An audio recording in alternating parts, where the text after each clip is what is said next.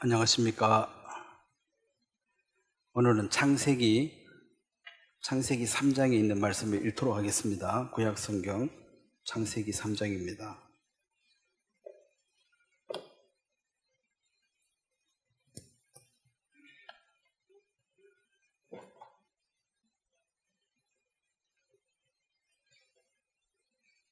창세기 3장 8절 말씀을 제가 읽겠습니다. 그들이 그날 바람이 불 때 동산에 거니시는 여호와 하나님의 소리를 듣고 아담과 그의 아내가 여호와 하나님의 낯을 피하여 동산 나무 사이에 숨은지라. 여호와 하나님이 아담을 부르시며 그에게 이르시되 너가 어디 있느냐?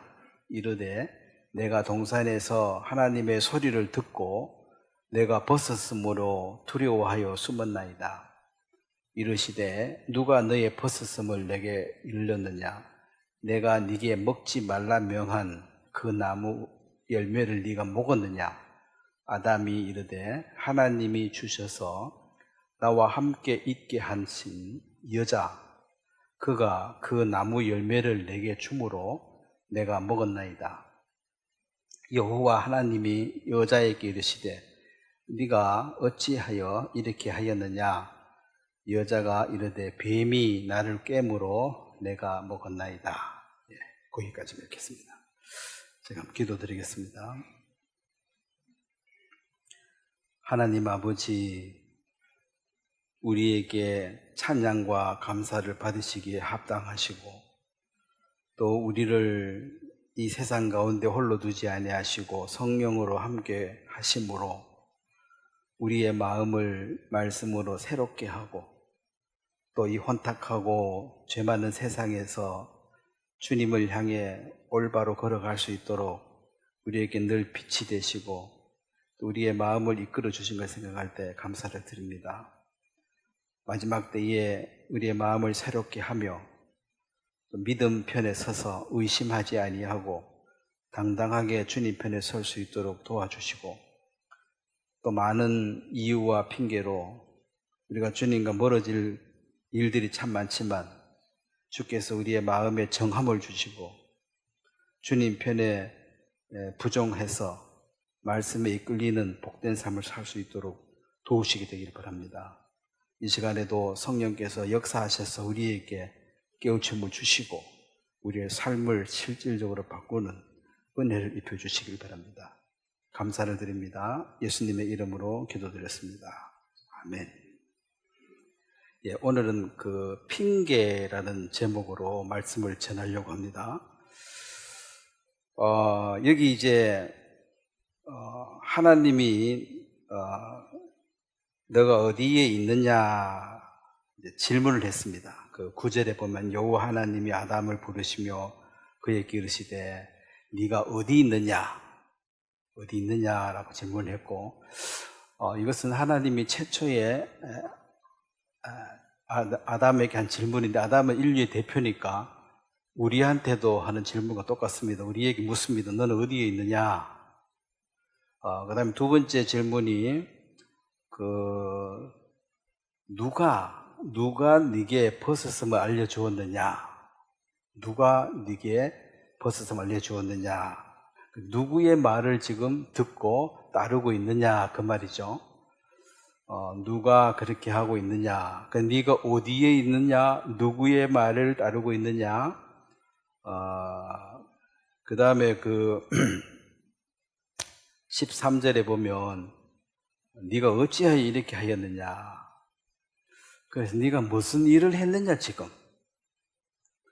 선악과 먹은 거죠.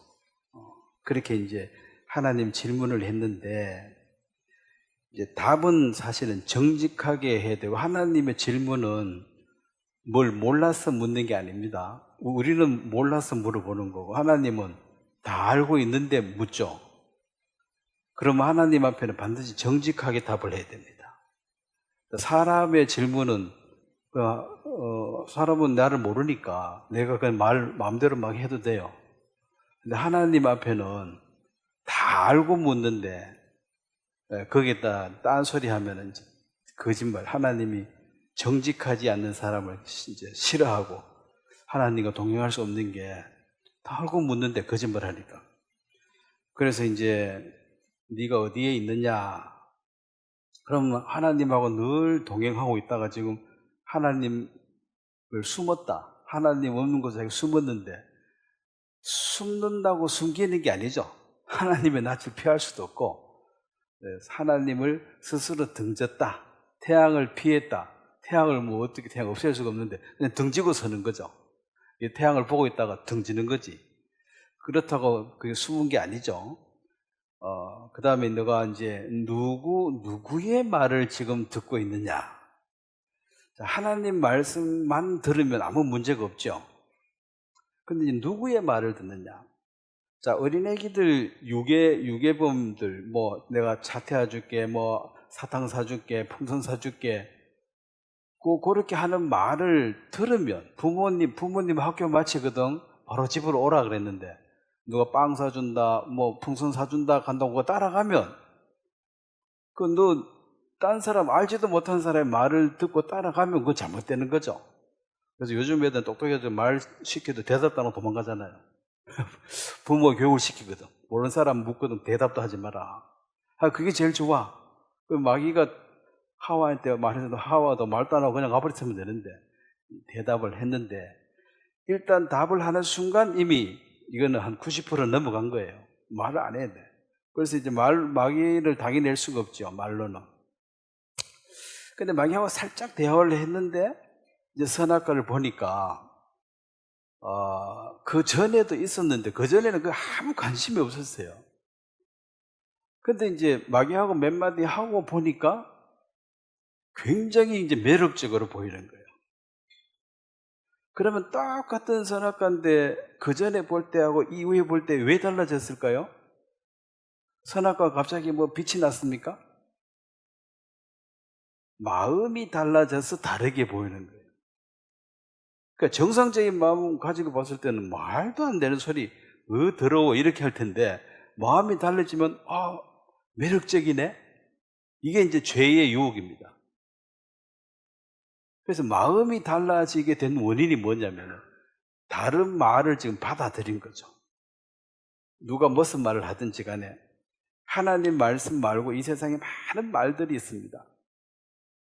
그 말은 들어보면 일리가 있어요, 없어요? 있어요. 그 말을 책을 아무나 씁니까? 똑똑하고 박사들이 다 썼기 때문에 서론, 결론, 본론 보면은 다 일리가 있어. 그 일리가 있어가지고 논문 통과해서 박사가 되는 거예요. 근데 이제 누구의 말을 들었느냐? 그 마귀의 말을 듣고 한참 얘기하고 선악과를 보니까 다르게 보이더라. 그 사람들이 죄를 짓거나 뭐 잘못된 일을 할 때는 마음이 먼저 변해서 어떤 일을 보면 이게 다르게 보이는 거야. 그전에는 말도 안 돼. 이러다가 마음이 바뀌어 보니까 일리가 있네. 아주 매력적이네. 이렇게 바뀌는 거예요. 그게 이제 유혹을 받은 거죠. 그래서 그 아담도 너 지금 어디에 있느냐? 그러면 제가 하나님을 떠났습니다. 누가복음 15장의 둘째 아들이죠. 아버지가 너 어디에 있느냐? 아버지 집을 떠나서 먼 나라에 와 있습니다. 이 말은 어디에 있느냐? 이 말 이쪽으로 오라 소리죠. 아버지 집으로 오라 소리죠. 하나님이 부르시는 목적은 벌 주려고 부른 게 아니에요. 그러니까 퇴근했는데 아들, 딸이 도망가, 아버지 자꾸 도망가. 그러면은 분명히 무슨 잘못된 짓을 한 거잖아. 그래서, 그럼 불러서, 야, 너 어디 있어? 그러면은 방에 숨어 있다가도 나와야지. 근데 안 나오는 거죠. 방에 있나이다 하고 안 나오는 거야, 계속. 이게 이제 회개치 않는 마음이에요. 나오면은, 뭘 잘못했느냐. 아이고, 뭐 하다가 어항을 깼습니다. 뭐 깬 어항을 어쩌겠어요. 그럼 뭐 다친 데는 없냐? 다음엔 조심해라 하고 지나가는 거지.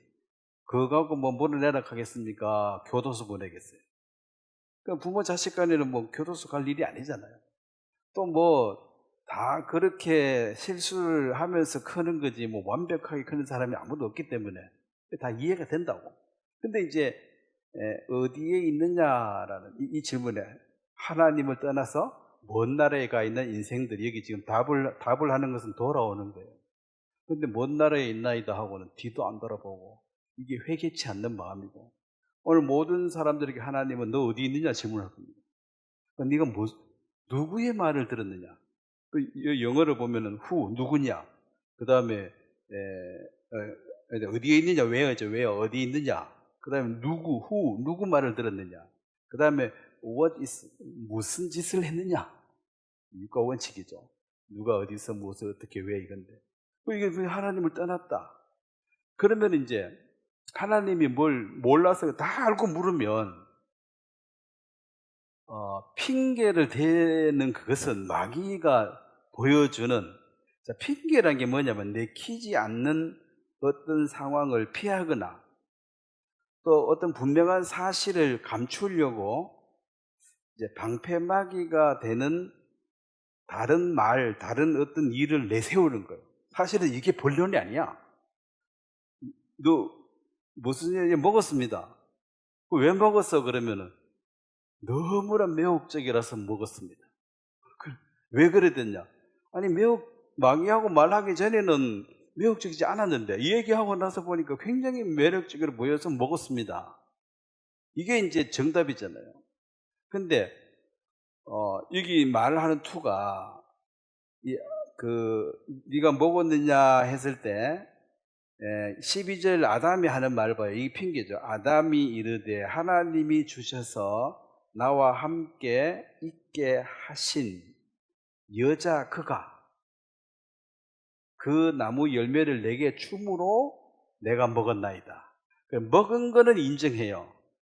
근데 지금 핑계를 정확하게 댔죠. 여자 때문에 내가 먹었다. 그럼 벌은 누가 받아야 돼요? 여자가 받아야 돼요. 그리고 또 그거 보면은 하나님이 주셨어, 이 말은. 한 단계 더 올라가면 누가 벌 받아야 돼요? 하나님이 벌 받아야 돼요. 괜히 줘가지고 말이야. 안 줬으면 이런 일 없었지. 그럼 언제는 살 중에 살이요 뼈 중에 뼈가 그래 좋아하다가 불리해지니까 괜히 줘가지고, 그럼 처음부터 받지를 말든지. 처음부터 그래 좋아라고 받아놓고는 뭐가 잘못되니까 핑계다. 이거는요 그냥 없는 말 지어내가지고 그냥 그렇게 말하는 거예요. 할 말 없으니까. 내가 먹었습니다. 이게 정직한 건데 정직이 없는 거죠. 거짓의 압이 마귀하고 가까운 사람은 정직하지 않습니다. 전부 거짓말이에요. 숨 쉬는 거 빼고는 다 거짓말이야. 숨은 뭐 가짜를 못 쉬니까 다 거짓말. 왜냐면 그렇게 해서 이 세상에 그런 사람들이 판을 치고 다닙니다. 그리고 또 핑계는 또 분명히 내가 잘못인데 거기에 대해서 이리저리 둘러대가지고 구차한 변명이죠. 딱 들어봐도 말도 안 되는 소리야. 그럼 여자가 주면 무조건 다 먹냐는 거지. 지가 먹고 싶으니까 먹었지. 뭐 예를 들어 오줌물 한 컵 떠줬으면 먹겠냐는 거예요. 냄새난다고 안 먹었을 거 아니에요. 그럼 주면 먹어야지. 왜 안 먹었냐는 거지. 먹기 싫어서 안 먹었지. 그럼 먹을 때는 왜 먹었지? 지금 먹고 싶어서 먹은 거잖아요. 그 여자가 주어서 먹은 게 아니고 먹고 싶어서 먹은 거예요, 그냥. 그리고 이제 이 의심이라는 게 들어왔는데 창세기 2장 17절에 보면, 자, 2장 17절 말씀은 한번 같이 읽겠습니다. 선악을 알게 하는 나무의 열매는 먹지 말라. 네가 먹는 날에는 반드시 죽으리라 하십니다. 자, 먹으면 반드시 죽는다. 이게 하나님 말씀이고, 그 다음에 3장 4절을 한번 보겠습니다. 3장 4절 한번 같이 읽겠습니다. 시작. 뱀이 여자에게 이르되 너희가 결코 죽지 아니하리라. 딱 반대 얘기죠. 반드시 죽는다고 얘기했고 절대로 안 죽는다고 얘기했습니다. 그래서 아담이 이제 하와가 선악을 알게 하는 실과를 먼저 먹고 죽기 때문에 딱 먹었을 때 하와가 바로 죽어버렸으면, 그냥 숨 넘어가가 죽어버렸으면 야, 하나님 말씀이 진짜네? 오, 무서워. 근데 먹었는데 하와가 죽었어요, 안 죽었어요? 먹고, 내 이거 먹었는데 당신도 먹어. 야, 그거 먹으면 죽어. 먹었는데 안 죽었잖아. 이제 여기서 이제 의심이 드는 거예요. 하나님 또 거짓말 하시나? 자, 자기의 사고방식은 죽는 게 뭐예요? 숨 못 쉬고 꼴까닥 하는 게 죽는 거야. 그럼 하나님은 거짓말 해요, 안 해요? 안 했으면 먹었으면 뭔가는 죽었겠죠? 하나님은 거짓말 안 하니까 뭔가는 죽었겠지. 근데 본인이 봤을 때는 안 죽은 거야. 형편을 보면 안 죽었어. 근데 실제로는 죽었죠. 근데 사람들은 형편을 보는 눈이 더 밝아져 있습니다. 형편 상황 보는 게 다라. 나머지는 보이지도 않아요. 그러니까 이제 반드시 죽는다는 이 말을 아담이 의심을 하지 않았겠죠. 하나님 말씀 의심 안 했겠죠. 근데 하와가 선악과를 먹고 난 뒤에 자기한테 딱 줄 때, 야, 이거 먹으면 죽는다 그랬어. 근데 내가 먹었는데 안 죽었잖아. 당신도 한번 먹어봐. 이거 먹으면은 우리가 하나님처럼 돼. 자, 그때 이제 의심이 든다는 거죠. 자, 로마서 4장을 한번 보겠습니다. 우리가 믿음으로 구원을 받는데, 그 다음에 믿음으로 삽니다. 믿음이란 것은 굉장히 중요합니다. 자, 차가 전기차가 있고 가스차가 휘발유차가 있는데, 이 차는 가스로 갑니다. 그러면은 그게는 가스만 넣어야지 차가 가지, 그게 가스보다 더 비싼 휘발유 넣는다고 가는 게 아닙니다. 고장나고 못 갑니다. 믿음으로, 그러면 믿음만이 거기에 사용할 수 있는 연료가 돼요. 구원을 받거나. 그럼 의인은 믿음으로 살리라. 의인이 사는데도 믿음이 필요한 연료지, 다른 어떤 수단 방법이 거기에 해당 사항이 안 됩니다. 아무거나 넣으면 되지 뭐. 그건 네 생각이고, 그냥 가스를 넣으면 가스를 넣어라, 휘발유는 휘발유라.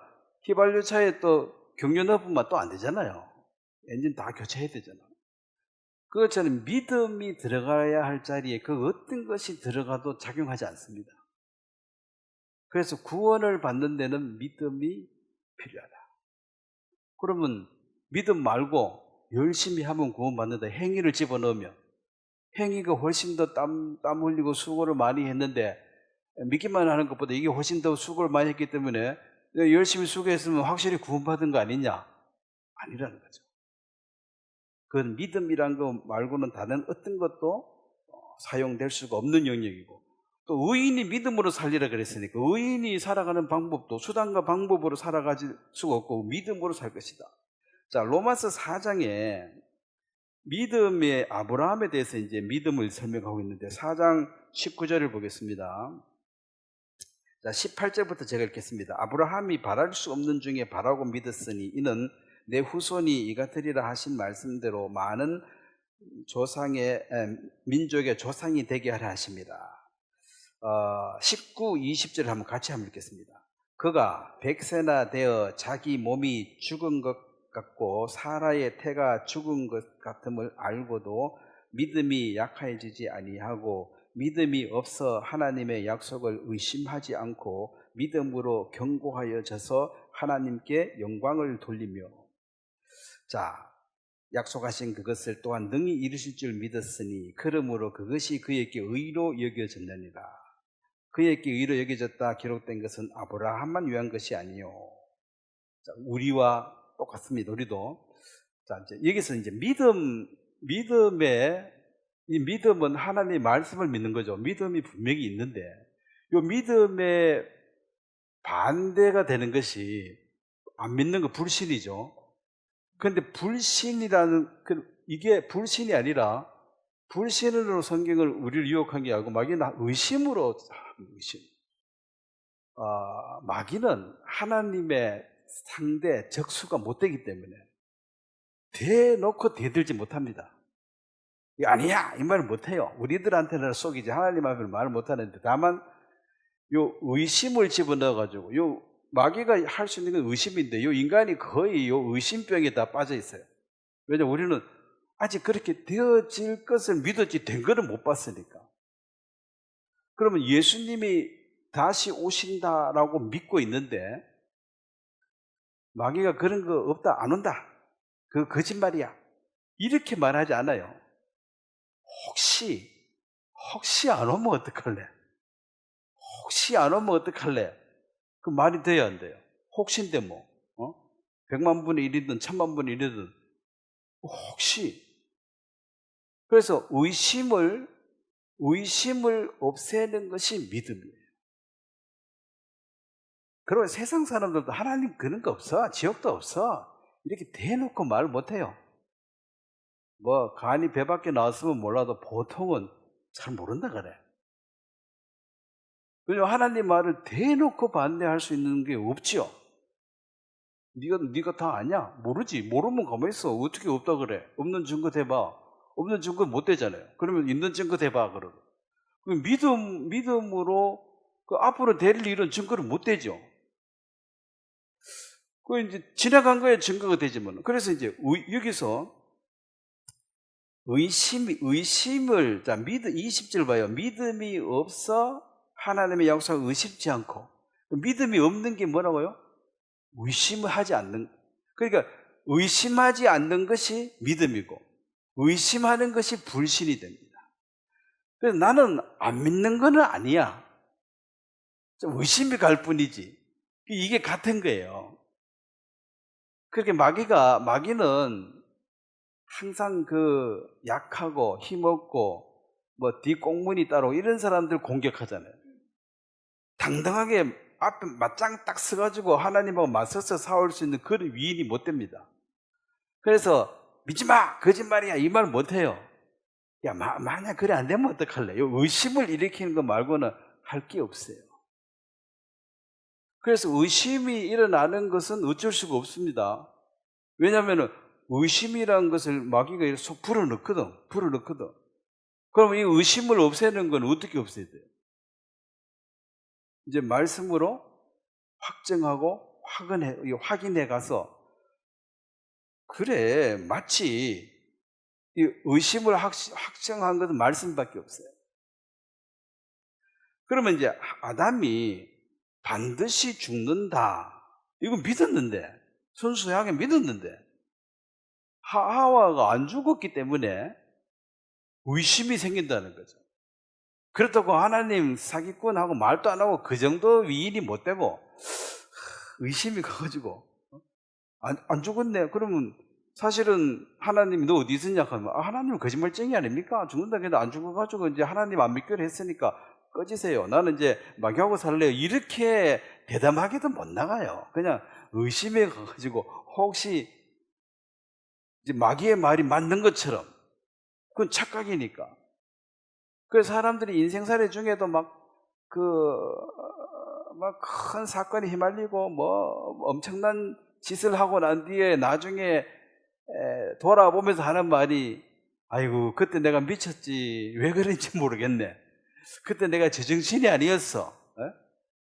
어떤 결정을 할 때 말씀편에 서서 결정을 해야 되는데 불구하고 의심이 생겨가지고 무슨 짓을 했는데 내가 미쳤지, 그게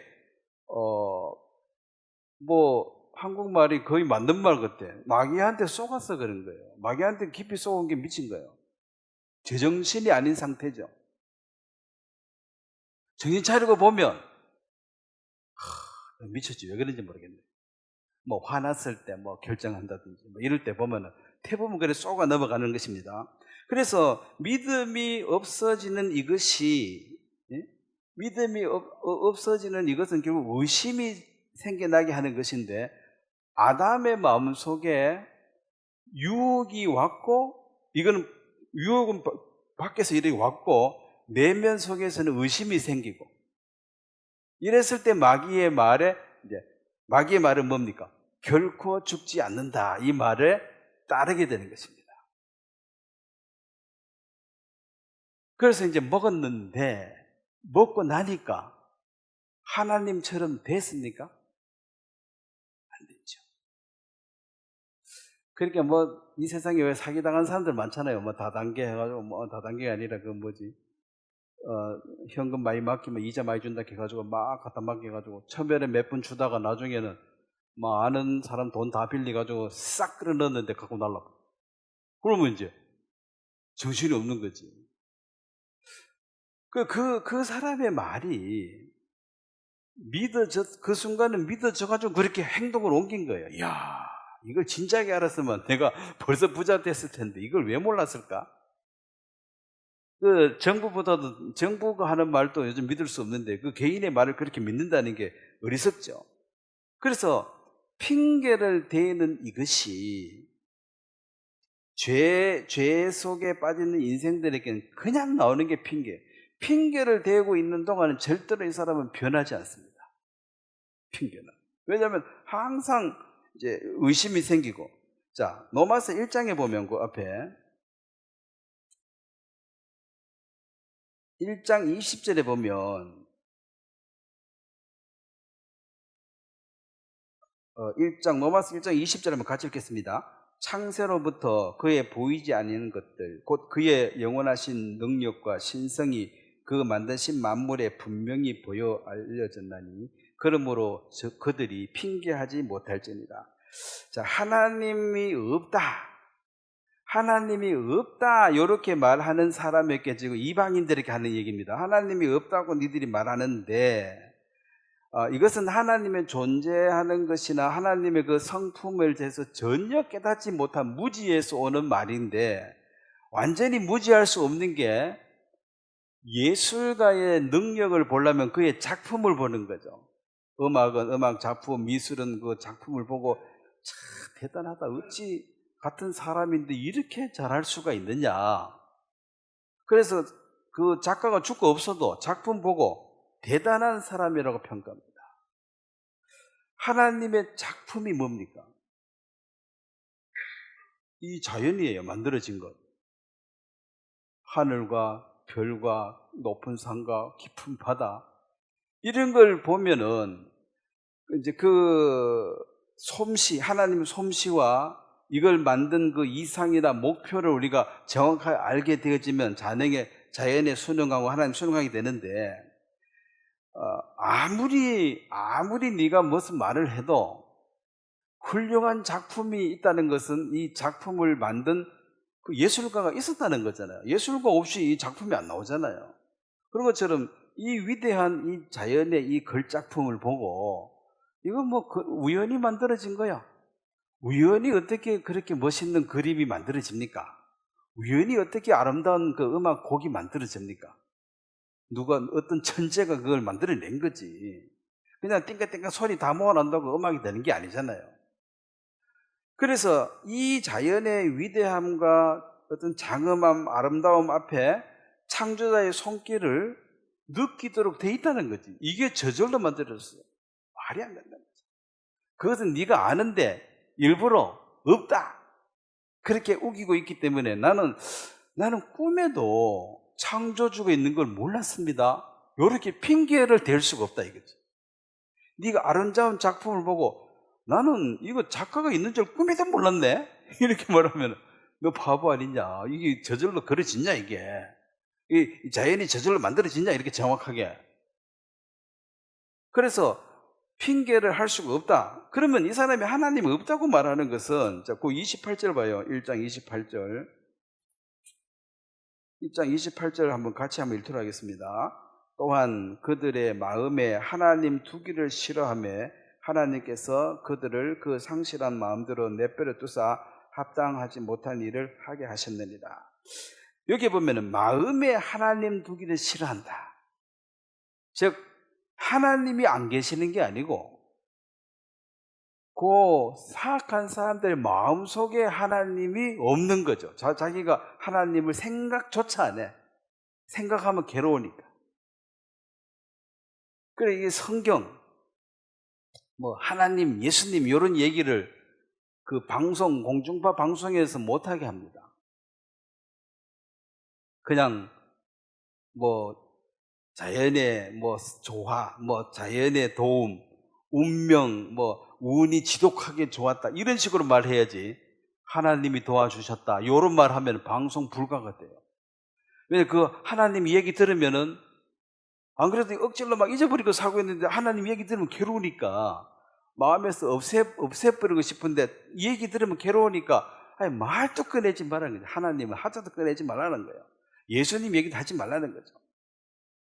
그래서 내가 며칠 전에 빌 게이츠 그 사람이 뭐 자기 재산이 90% 뭐 50조인가 다 기부했는데 그 유재석한테 그 프로에 나가더라도 어떻게 그런 일을 했냐 하니까 내가 어릴 때 어머니가 내게 성경을 가르쳐 주어서 내가 이렇게 베푸는 마음이 생겼다. 분명히 바이블이라고 말했어요. 그런데 많은 종교 서적이 나를 이렇게 바꾸었다. 그렇게 딱 통역이 뜨더라고요. 바이블하고 성경하고 종교 서적하고 같습니까? 종교 서적은 세상에 널렸잖아. 불교 서적도 있고. 근데 분명히 그 사람이 바이블이라고 얘기했는데 많은 종교 서적이 나를 바꾸었다. 이렇게 말합니다. 그 성경이 나를 바꾸었다. 이 말을 했으면 방송 불가가 되는 거죠. 희한하잖아요. 다른 말은 다 종교, 그 표현의 자유가 있다 하는데 왜 그 말을 못 하겠는지 모르죠. 그렇게 마음에 하나님 두기를 싫어하니까 이제 악한 일을 하게 되더라. 그러면 이 사람이 왜 남을 괴롭히고 못 살게 굴고 죄를 짓느냐? 자기가 안 행복해서 그래요. 내가 행복하면 남을 괴롭히고 못 살게 그런 거 안 합니다. 나도 지금 짜증나고 힘들어 죽겠는데 가만히 있어도 화가 나는 거야. 짜증이 꽉 차 있어가지고. 그래 이거 혼자 죽으려고 하니 좀 억울해. 그래서 이제 나보다 좀 잘 사는 사람 좀 죽여버리고 죽고 싶다 이거지. 근데 뭐 누가 잘 사는지 모르니까 그냥 다 죽여버리고 싶다. 그 나도 마지막에 죽어버려야지. 이게 이제 미국 그때 보면 총기 난사 그런 거잖아요. 다 죽어버리고 나도 죽어볼게. 이게 끝이라. 그 사람은 죽기로 작정했는데 혼자 죽으려고 하니 살짝 억울해. 다른 사람 행복하게 다 잘 살고 나만 죽으니까 니도 다 죽어라 하면서. 그게 이제 내가 불행하기 때문에 남을 괴롭히는 것이고 내가 너무너무 행복하면 남을 괴롭힐 수가 없죠. 그래서 하나님 없는 마음에 이제 모든 죄악이 발생합니다. 하나님의 마음에 가득 차 있으면 하나님이 사랑이기 때문에 그 사람 말도 사랑스럽게 하고 행동도 사랑스럽게 해서 사랑이 자꾸 뻥뻥 나오게 될 거고 하나님이 없으니까 이 세상에는 모든 불의와 추악, 탐욕이 가득 차 있는 거죠. 어두움입니다. 제가 자주 말해서 어두움은 에너지가 있는 게 아니에요. 어두움은 그래서 쫓아낼 수가 없어. 이 빛은 에너지가 있습니다. 이 빛 잘라버리면 없어져. 그런데 어두움은 빛이 없는 것에 그냥 생기는 현상이에요. 빛이 없어서 생기는 현상이라. 그럼 어둠을 쫓아낼 방법이 없는 거죠. 어둠은 에너지가 없으니 뭐 있어야지 밀어내지 없는데 빛이 들어오면은 이건 저절로 사라지는 거고 빛이 나지 않는데 어둠을 쫓아낼 수 있는 방법은 없다는 거예요. 그래서 빛 대신 주님이 마음에 가득 차면은 이 어둠이 나가요. 근데 어둠 자체를 몰아내기 위해서 뭘 해도 명상을 하고 거기에 뭘 해도 절대로 불의와 추악, 탐욕을 이길 수가 없습니다. 어둠을 밀어낼 수 있는 방법은 없거든. 빛 말고는. 그 빛은 예수님이에요. 하나님인데 빛이 들어야 되죠. 그래서 원래 인간은 행복하게 되면 그 호르몬 작용이 생겨가지고 이게 행복하다, 감사하다 이게 거짓말이 아니라 그 호르몬 중에 이제 엔도르핀이라는 게 있는데 엔도르핀이 있고 도파민, 옥시토신 이런 호르몬들이 있는데 실질적으로 뇌에서 엔도르핀이 호르몬이 싹 분비가 되면 통증도 없어지고 마약의 한 100배 되는 진통 효과가 있대요. 그러니까 막 그 축구하고 막 그 격투기하고 이런 거 하는 사람들이 막 그 얻어맞아 안 아프라 하면 그때는 안 아프대. 막 흥분이 돼가지고 이런 엔도르핀 같은 호르몬이 막 빵빵 나와가지고 100배의 진통제 효과가 몸에 나타나니까 얻어맞아도 괜찮은 거야. 끝나고 나면 이제 온데가 다 골병 들어 스타일이지. 그러니까 그런 호르몬의 작용으로 인간은 어떠한 아픔도 고통도 진통제의 100배의 강력한 진통제 나오면은 몸에 아픈 거 다 잊을 수 있죠. 그래서 하나님이 그걸 하나님과 소통하는 사람에게 그걸 줄 수가 있다. 언제든지. 그리고 도파민이라는 것은 어떤 칭찬받고 인정을 받을 때, 그러니까 하나님 앞에 칭찬받고 인정받았을 때는 이 흥분과 즐거움이 막 생긴 이 도파민이 엄청 나온대.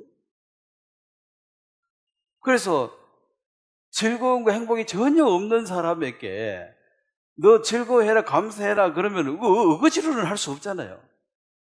이런 호르몬 작용이 되어지면은 그래 기쁘고 좋다는 거예요.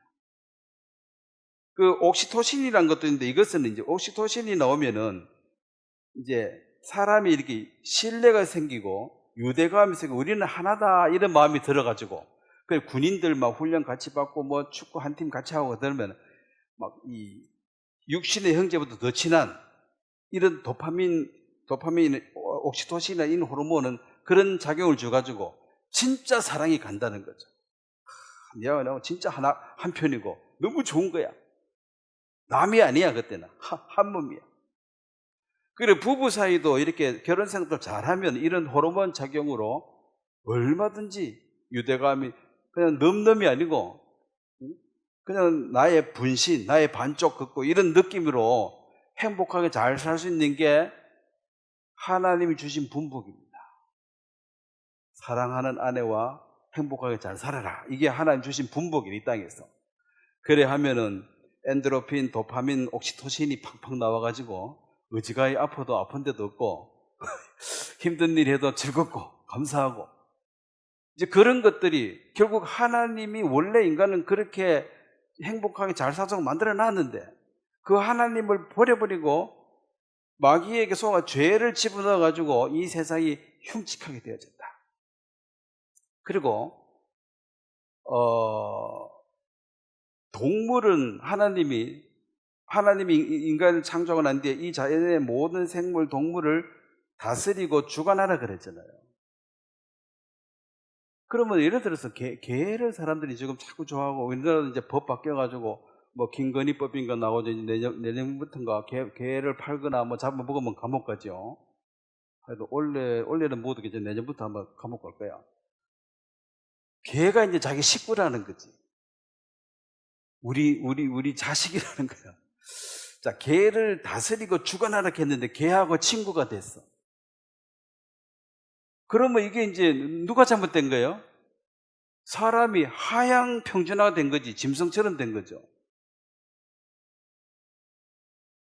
주관하고 다스려야 될 사람이 친구가 돼버렸으니까.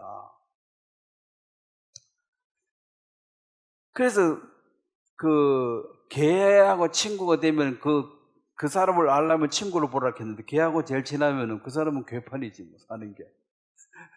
개하고 사고방식이 똑같으면 괴판 아니에요? 아무데나 똥 싸고 하고 싶은 데 다 하고 돌아다니면 이상하네. 이게 완전 개판이네 이 집안에. 그런데 동물을 주관하고 다스린 거지.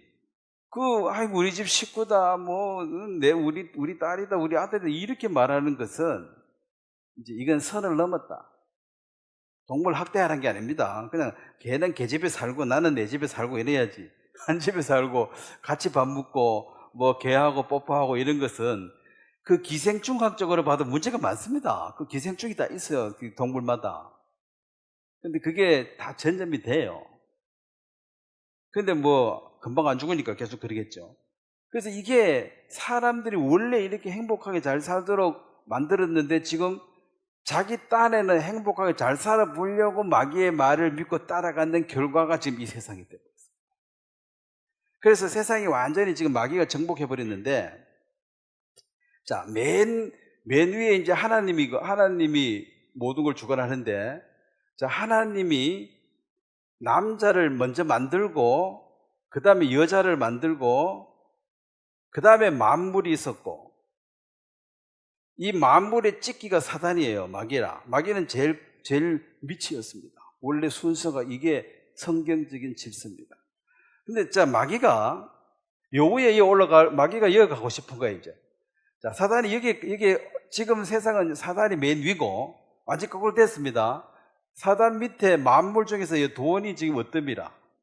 그 다음에 남자, 여자 중에서 누가 높아요? 여자가 높아. 그 다음에 여자 밑에 뭐예요? 남자 밑에 하나님이야. 하나님은 아주 우습게 얘기해요. 요 마귀가 한 단계 위를 점령했습니다. 뱀을 점령했습니다. 그리고 요 뱀이 여자를 점령했습니다. 한 단계 올라가요. 그 여자가 누구를 넘어뜨렸어요? 남자를. 남자가 누구를 대적했어요? 하나님을 대적했어요.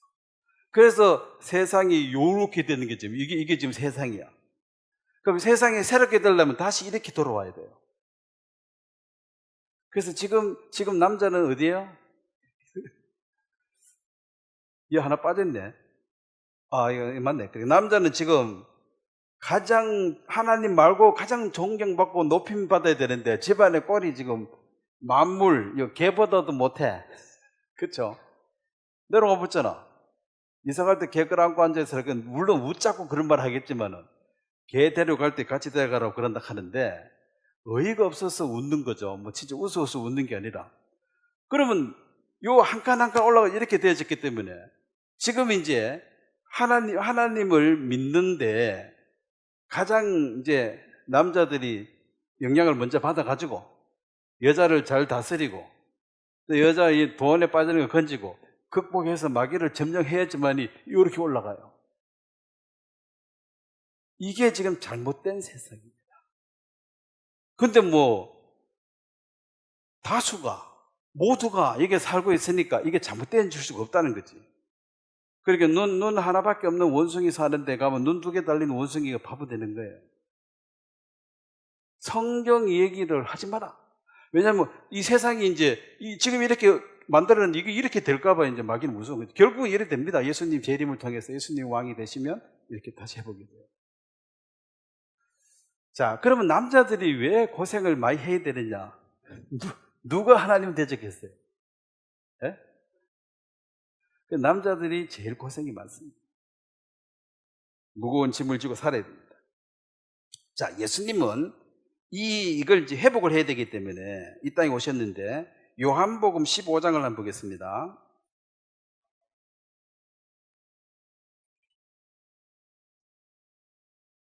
남자들 옛날이 좋았죠. 가면 갈수록 이게 더 뚜렷해져 가지고 점점 세상이 남자들 살기가 어렵게 돼 있어요. 어떡하죠? 하나님 대적했으니까 받아야지 어떡해. 15장 22절을 보겠습니다.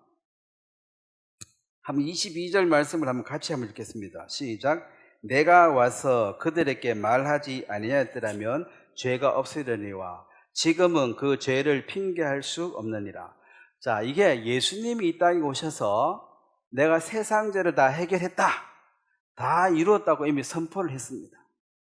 이것은 창세기 3장 15절에 나오는 그 뱀의 머리를 상하게 한다, 즉 사탄의 권세를 내가 깨트려 버린다, 이게 복음이거든. 그래서 아담 족보에 태어난 모든 인생들이 이제 여자의 후손, 예수님의 족보로 옮겨야 됩니다. 족보로 옮겨야 돼요. 그래서 옛날에는 이제 여자가 이제 아버지 밑에 족보로 있다가 이쪽 시집 오면은 남자 족보로 옮겨버리죠. 그 족보가 이제 이쪽으로 바뀌는 건데, 마귀의 족보, 즉 아담의 후손에서 여자의 후손이 누굽니까? 마태복음 1장에 예수님의 탄생입니다. 왜 여자의 후손이라 그래요? 애비 없이 태어났으니까. 애비 없이 어떻게 태어나요? 예, 성령을 잉태하셨다. 그럼 그 아담 후손을 태어나면 제물로서 불합격입니다. 흠없고 완벽한 게 하나님 앞에 제물이에요. 제물로 들어질 자이기 때문에 아담의 후손을 태어나면 안 돼요. 불합격. 그래서 처녀가 나와야 돼. 그래서 새로운 족보를 여는 것입니다. 예수님의 족보. 그래서 죄인은 아직 족보가 아담 족보 밑에 다 있어요. 멧대손 그 밑에 있고, 구원받은 사람은 예수님 족보를 옮겨가지고 예수님의 멧대손으로 이렇게 기록이 돼요. 그래서 죄인의 족보와 의인의 족보는 다른 게 죄인의 족보로 있다가 의인의 족보로 한번 옮긴 적이 있어야 돼요. 아담에 속해서 죽은 내가 예수 안에 다시 부활하는 세계가 있어야 되기 때문에, 그래서 예수님이 말을 했다. 자, 그 다음에 말로 했고 24절도 한번 같이 읽겠습니다. 시작. 내가 아무도 못할 일을 그들 중에서 하지 아니했더라면 그들에게 죄가 없으려니와 지금은 그들이 나와 내 아버지를 보았고 또 미워하였도다. 여기에 보세요. 내가 아무도 못할 일, 예수님 말고는 절대로 할 수 없는 일이 뭡니까? 이게 산 제사로 드려서 온 인류를 구원하는 일이에요. 자, 석가모니 공자 이런 거 할 수 있습니까? 못하지. 자기가 불량한데. 그래서 아무도 못할 그 일을 내가 했다. 이게 십자가에 죽으시고 부활하시고 승천하신 거예요. 인간 중에 그렇게 한 사람이 없잖아요. 명백하게 예수님을 보았잖아, 부활한 자들. 그래서 너희들이 이제는 핑계 못 한다는 거죠. 그 창세기 3장에 나오는 여자의 후손인 너 머리를 상해할 것이요, 이런 것은 이 원시 복음이라는 좀 희미해. 이것도 복음이에요. 희미하지만은 예수님은 실제로 사탄의 권세를 깨트린 죄와 사망의 권세를 깨트리고 부활로 승리하셨기 때문에 내가 분명히 아무도 못할 일 내가 하고 난 뒤에 이제 너희가 내 족보 밑으로 들어라. 나는 몰랐는데요. 나는 예수님이 뭔 말 했는지도 모르고 뭔 일 했는지도 모르는데요. 자, 지금 이 세상에 태어나서 십자가가 뭔 일인지를 전혀 모른다. 그래 말할 수 있는 사람이 있어요? 성식이죠. 예수님 죽은 다 알잖아요. 그래서 안 믿는 사람도 액세서리로 목걸이 십자가 하는 사람이 있어요, 없어요? 좋은 거라고 붙이고 다니거든. 근데 그 의미를 알아야 돼. 그 목이 건다고 구원이 아니고 그 마음이 이루어져야 돼요. 그런데 실질적으로 내가 말을 했고 또 일을 했다. 그런데 이중을 했기 때문에 이제 너희들이 뭐 모른다는 핑계를 댈 수 없기 때문에 너희들은 죄가 그대로 있을 것이다. 그 얘기입니다. 그래서 이제 일을 해서 이제 새로운 여자의 후손 족보 안에 들어온다. 룻기에도 보면 말룡 길련이 죽고 난 뒤에 오르바와 룻이 과부죠. 그 사람이 나오미라는 유대인 그 시어머니를 따라서 오는데 이 나오미가 사실은 따라오지 마라 그랬어요. 내 따라오면은 내가 너희들에게 신랑감을 줄 수가 없다. 여기서 살아라. 나는 이제 하나님께로 갈란다. 내가 하나님 따라서 한번 잘 살아보려고 이쪽에 왔는데 남편 죽고 두 아들 죽고 나는 완전히 망해가지고 이제 다시 하나님 품으로 갈란다. 그러니까 너희들은 내가 어떻게 육신적으로 해줄 수 있는 게 없다. 오지 마라 그랬어요. 그렇게 오르바는 그 백성과 그의 신에게로 돌아가고, 이제 모압 신이 돌아가고, 근데 룻은 어머니의 하나님이 나의 하나님이 되신다. 나도 이제 하나님 의지해서 사는 어머니와 함께 하겠고, 내가 죽는 일 말고는 어머니와 헤어지는 일이 없습니다. 이게 이제 부종한다. 딱 붙들고 따라간다 이 말이에요. 틈을 안 주고 딱 붙들고 따라. 어머니 죽으면 나도 죽고 살면 같이 살고 틈이 없다. 부종하겠다. 내가 따라가겠다. 굳게 결심함을 보고 나오미가, 그러면 나중에 나보고 시집 안 받으면 욕하지 마라. 나는 오지 마라 했으니까 이제 하나님이 너를 복 주시면 네가 복을 받고 나는 네게 줄 수 있는 게 없다. 그래가지고 이 나오미가 보아스 타작마당에 있을 때 이불을 들고 거기에 누우라. 그에게 타작에 해놓고 곡식 지키던데 들어가서 이불 밑에 같이 들어가라. 그럼 이거 잘못하면 창녀로 여기가지고 돌에 맞아 죽어요. 근데 이제 딱 봤을 때 이 룻의 소행이 어느 날부터 끝까지 어머니를 잘 모시고 정숙하게 사는 모습을 알았기 때문에 이제 그 고발하지 않고 잠깐 기다려라. 내가 절차를 밟아서 정식으로 내 아내로 만들겠다. 그게 이제 룻이 이방의 여인이 이쪽에 와서 예수님의 족보 안에 들어가는 기적 같은 일들이죠. 그 모압 땅의 수많은 여인 중에 한 여인이 하나님의 품으로 들어왔고 하나님은 그 여인을 불쌍히 여겨 주셨다. 그래서 이제 만약에 남편하고 잘 먹고 잘 살았으면 안 왔죠.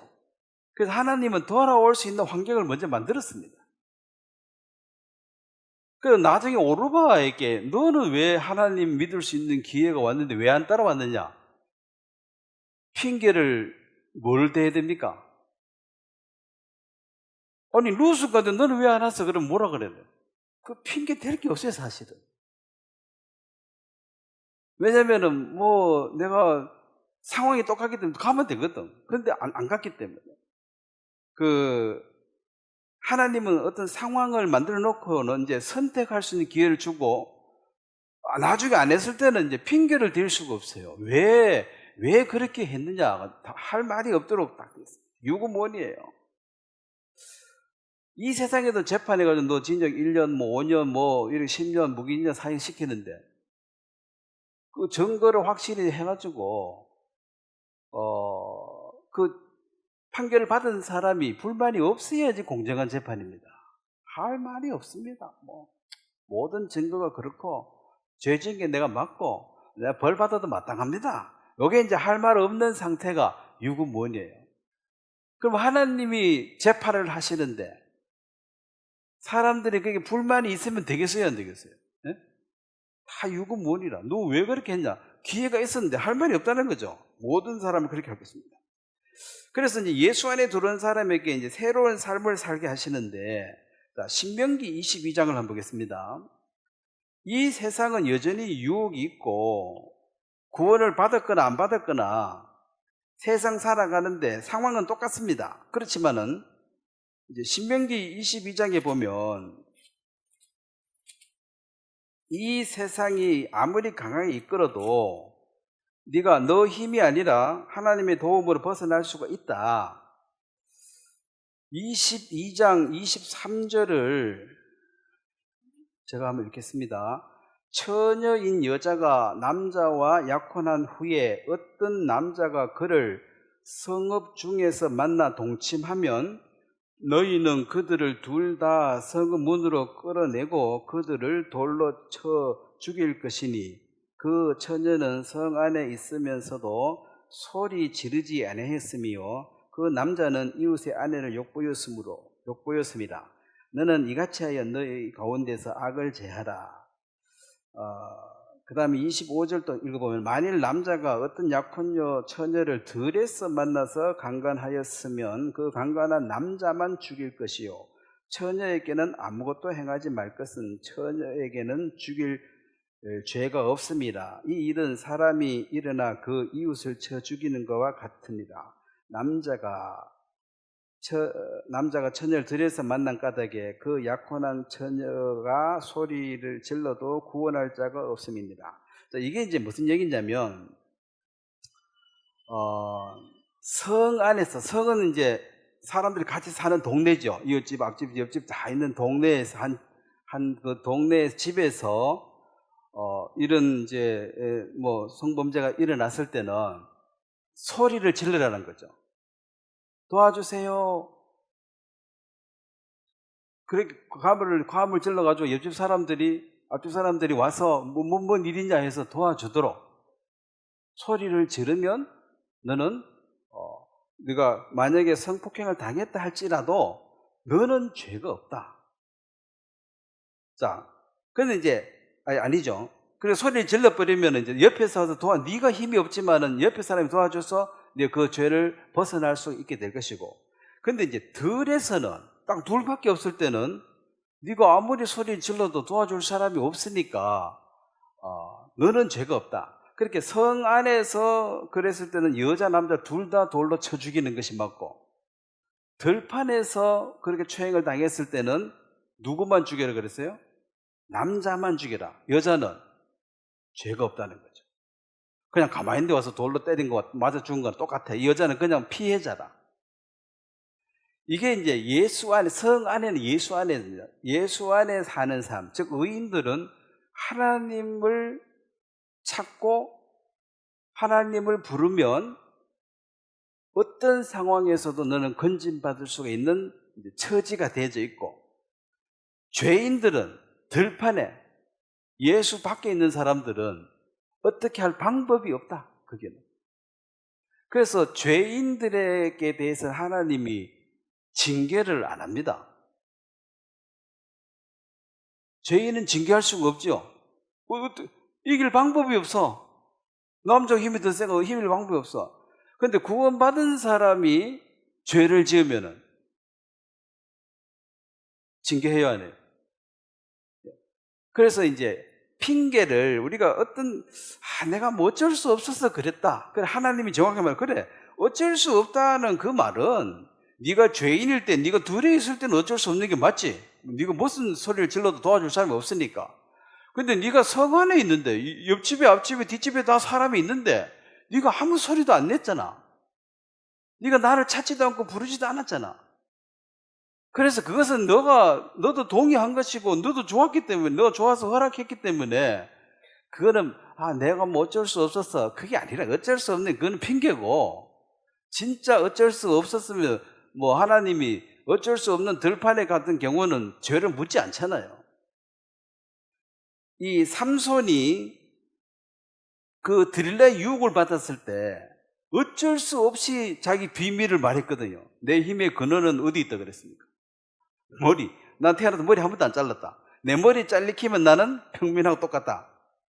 그 얘기를 누가 했습니까? 본인이 한 거예요. 그 본인이 말 안 하면 딴 사람이 알 수가 있어요, 없어요? 모르지. 머리에서 힘이 나온다는 걸 누가 알아요?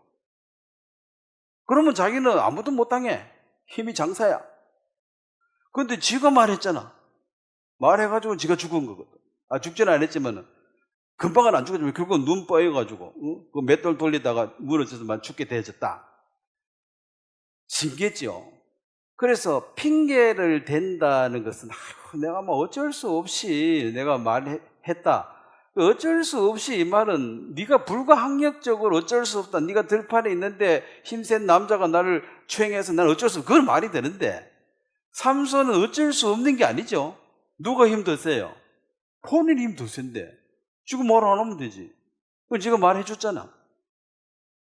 그래서 우리의 어떤 선택은, 어쩔 수 없어서 나는 이렇게 삽니다, 이 말도 하나님이 다 아시는데, 네가 하나님을 찾고 구하면 능히 그 길에서 나올 수가 있도록 돼 있다. 모든 것은 너는 성 안에 예수 안에 들어온 사람은 이제 차원이 다르다는 거죠. 근데 네 스스로 그런 핑계를 자꾸 댄다. 변명을 대고 그러고 있는 동안은 절대로 안 바뀌어요. 뭐 어떤 성격적인 부분도, 우리 막내 삼촌이 나보다 10살 많은데 뭐 버릇이 없다 소리를 사람들이 많이 하더라고. 그냥 그 말투가 그래. 마음이 그런 게 아니고, 회관에 노인들이 이래 있으면은 아이스크림도 사주고 해요. 이거 주면서 아이고 늙으면 빨리 죽지 왜 이래 오래 사노 하면서 이거 뭐라 하면 죽어. 이제 거기에서 태어나서 거기에서 자라고 외지에 가서 직장생활 한번 해본 적도 없어. 지금 말투가. 그래서 사람들이 아이고 저 집에 막내로 태어나가지고 저래가지고 버릇이 없어요. 그러니까 우리가 이해하자. 그래가지고 이제 아직도 나이가 지금 70 너희가 5가 그런데 아직도 막내로 태어났기 때문에 나는 이렇다. 그거 이제 계속 울어먹고 있는데 그게 말이 되냐는 거지. 막내 타령도 그것도 어릴 때 말이지.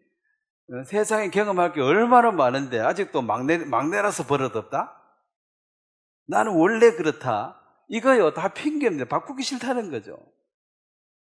그래 뭐 아침에 일찍 일어나야 되는데 나는 밤에 늦게 자가지고 모일라. 아침에 일어나기 싫다는 소리야. 아침에 지 하고 싶은 일 있어봐요. 애들도 뭐 일어나 오락 같은 거 게임하라 그래봐. 팔딱팔딱 일어나. 근데 뭐 학교 가라 하니까 이러죠. 그러면은 늦게 잤어 빨리 모이려면 빨리 자면 될 거 아니야. 아침에 일하려면은. 근데 괜히 늦게 자가지고 핑계를 만드는 거죠. 내가 늦게 잤으니까 나는 일찍 모일라. 그럼 누가 늦게 자라고 뭐 얘기했냐는 거지. 지가 그냥 핑계거리를 만드는 거죠. 그래서 이 신앙을 할 때에 자 여호수아 24장 한 구절 보고 이제 마무리하도록 하겠습니다. 여호수아 24장에 보면 여호수아가 이제 물론 신명기도 그런 말 있지만 여호수아가 24장 14절입니다. 14절 그러므로 이제는 여호와를 경외하고 온전함과 진실함으로 그를 섬기라. 너희 조상들이 저 강 저쪽과 애굽에서 섬기던 신들을 치워버리고 여호와만 섬겨라. 자, 15절 한번 같이 읽겠습니다. 만일 여호와를 섬기는 것이 너희에게 좋지 않게 보이거든 너희 조상들이 강 저쪽에 섬기던 신들이든지 또는 너희가 거주하는 땅에 있는 아무리 족속의 신이든지 너희가 섬길 자를 오늘 택하라. 오직 나와 내 집은 여호와를 섬기겠노라. 그러니까 이게 이제 마음을 정하면은 이 마음을 딱 정해서 안 하겠다 그러면 안 하는 거지만은 뭐 나는 뭐 때문에 하려해도 이제 핑계를 대고 있으면 또 핑계는 많이 있어요. 항상 뭐 때문에 있어가지고 못 한다는 거지. 결국은 그러면 결국은 그거는 핑계와 변명이지 실제로는 그냥 만들어낸 거예요. 내가 예를 친구가 집에 놀러 와라 그러면은 가기 싫어. 그 친구 보기 싫어. 그럼 너 보기 싫어서 나 안 간다 이렇게 말 안 하죠. 뭐라고 말합니까? 아이고 손녀를 봐야 돼가지고 아이고 요즘 뭐 허리가 좀 아파가지고 근데 안 간다고 정해놓고 뭘 하나 만들어내가지고 그걸 대는 거거든. 그 실제는 뭐예요? 니 뭐 꼴 보기 싫다 이 말이야. 너 만나고 싶지는 않아. 근데 그거는 정직하게 하나님 앞에만 정직하게 말해야 돼요. 사람은 그렇게 말 못하니까 하나님 물으면 정직하게 말해야 돼요. 그 사람 앞에는 그 정직하게 말하면 좀 명을 미리 단축할 수가 있죠. 오래 못 살 수 있는 게 원수가 많이 생겨. 그렇게 네가 판단하더라도 들어서 오해하니까. 그래서 이제 무슨 핑계 자꾸 만들죠. 그러면서 계속 세상을 살다 보면 그거 알아요. 제 사람이 저게 핑계인지 진짜인지 그걸 들어보면 알아. 그러면 이제 다음부터 오라 소리 하면 안 되지. 자, 잠언 한 구절만 더 보고 마치겠습니다. 23장에 하나님이 우리에게 원하는 것이 많은 그 재물이나 번제나 이런 제사를 원하는 게 아니라고 여러 번 얘기했습니다. 하나님이 원하는 것이 잠언 23장 26절 한번 같이 읽겠습니다. 내 아들아 내 마음을 내게 주며 내 눈으로 내 길을 즐거워할지어다. 자, 내 아들 내 마음을 내게 주라. 마음을 하나님께 드린다. 마음으로 자원하는 마음으로 하나님을 사랑하는 거예요. 그래서 사랑했는데 뭐 줄 게 없는데 자, 사랑하는 거하고 주는 거하고는 뭐 상관없죠. 줄 게 없어서 못 주는 게 뭔 죄입니까? 없어서 못 주는데. 근데 사랑하는 게, 이거 줄 게 없어서 사랑 못 하겠는데 이것도 핑계라. 사랑하는 마음이 하나님을 사랑하라. 이거거든. 이것도 사랑하고. 사랑하는데, 뭐, 줄 게 있으면 주는 거고, 못 줘도 사랑하면 사랑하는 거죠. 그래서 이제, 마음 없이 주는 것. 이거 헛된 재물이라고 했습니다. 가져오지 말라 그랬습니다. 자, 하나님이 우리한테 뭘 받아가지고 하나님이 쓸만하고 좋은 게 있습니까? 인간에게 받아가지고 하나님이 뭐 쓸만한 게 있어요? 뭐 매력적인 게 있습니까? 우리가 주는 것 중에서 뭐 소고기가 좋아요? 하나님이? 하나님 그거 먹지도 않아.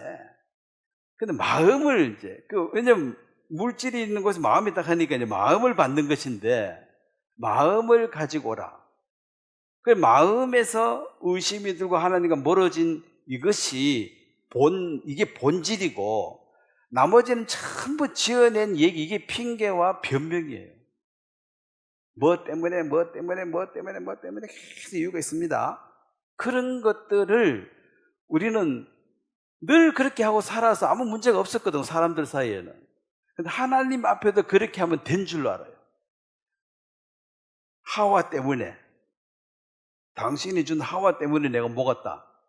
그러면은 맞네, 하와 없었으면 안 먹겠네. 과연 안 먹었을까요? 없으면 아이고, 나는 뭐 결혼해가지고 뭐 부인 때문에 신세 잘 못하겠는데, 그럼 그 사람 결혼을 하고 혼자 살면 진짜 잘할란가? 그거 근데 핑계라, 그렇죠? 아이고, 나는 뭐 처자식 때문에 어떻고 저떻고 다 핑계고. 그렇게 우리는 너무나 그렇게 오랫동안 핑계를 대고 변명대로 살아와서 그게 다 통하는 줄 알아요. 그건 사람끼리 하는 것입니다. 하나님 앞에는 통하지 않습니다. 그건 핑계다. 그래서 하나님은 아담에게 변명 다 듣고 너 하나님이 징계했습니다. 하와에게도 징계했습니다. 뱀에게도 징계했습니다. 뱀에게는 저주해버렸죠. 징계는 회개하고 돌아오는 길을 열어주는 거고, 저주는 회개할 길이 없는 것입니다. 막다른 골목입니다. 자, 오늘 여기까지 말씀 전하도록 하겠습니다. 제가 한번 기도드리겠습니다. 하나님 아버지, 누가복음 15장의 둘째 아들이 아버지 집을 떠나서 그가 성공을 하든 잘하든 모든 것이 죄악된 삶인데 아버지 집으로 돌아오는 것이 참된 회개인 것처럼 오늘 우리의 마음이 하나님 두기를 싫어하고 말씀과 멀어져 있어서 이 세상처럼 거짓과 핑계와 변명으로 일관하고 살 수 있습니다. 우리가 주님 앞에 말씀 앞에 섰을 때 정직한 영을 주시고 하나님의 질문 앞에 정직히 대답해서 우리가 자백하고 하나님과 올바른 관계를 가지며 우리의 순전한 마음을 하나님께 드릴 수 있도록 축복해 주시고 신령과 진정으로 예배하는 것이 진정한 예배일진데 우리의 마음을 새롭게 하며 하나님을 사랑하고 이웃을 사랑하는 본연의 모습으로 바꾸시게 되기를 바랍니다. 감사를 드립니다. 예수님의 이름으로 기도드렸습니다.